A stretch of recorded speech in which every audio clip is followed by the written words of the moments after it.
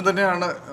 അങ്ങനെ എന്താ എടുത്ത് പറയേണ്ടതെന്ന് എനിക്കും അറിയില്ല. കാര്യം കഴിഞ്ഞ ഒരു 4-5 ദിവസമായിട്ട് ഭയങ്കര എക്സൈറ്റ്മെൻറ്റിലായിരുന്നു നിന്നത്. ഇതിങ്ങനെ 3 പ്രാവശ്യം പോസ്റ്റ്പോണ്ട് ചെയ്തു. അപ്പോൾ ഓൾറെഡി ഇതിൻ്റെ ഫൈനൽ ലിസ്റ്റിൽ മമ്മൂക്കയുടെ കൂടെ പേര് കണ്ടപ്പോൾ മുതൽ ഭയങ്കര എക്സൈറ്റ്മെൻ്റ് ആയിരുന്നു. കാര്യം ഞാൻ ആഗ്രഹിച്ചതിൻ്റെ ഏറ്റവും പീക്കാണ് ആ കണ്ട നോമിനേഷൻ തന്നെ.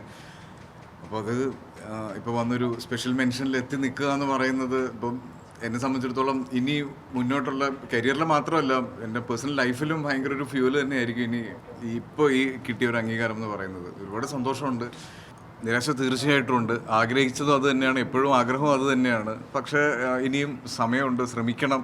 കാര്യം ശ്രമിക്കാൻ ഉള്ളൊരു ധൈര്യം കൂടിയാണ്. ഇപ്പം ശ്രമിച്ചാൽ എത്തിച്ചേരും എന്നുള്ളൊരു വലിയ ധൈര്യം തന്നെയാണ് ഇതിൽ കൂടെ കിട്ടിയത്. അപ്പം ഇതിലിപ്പം എനിക്കാണെങ്കിലും ടോവിക്കാണെങ്കിലും ഉള്ളൊരു എക്സൈറ്റ്മെൻറ്റും അത് തന്നെയാണ്. ഇപ്പം ഞങ്ങൾ ഏകദേശം ഓരോ ജനറേഷനിലെ ആക്ടേഴ്സിന് തന്നെ മെൻഷൻ ചെയ്താണ് എപ്പോഴും നോമിനേഷൻസ് ഉൾപ്പെടെ വരിക. അപ്പം ഞങ്ങൾ രണ്ടുപേരെയും ഒരുമിച്ച് അത് നോമിനേറ്റ് ചെയ്യപ്പെടുന്നു.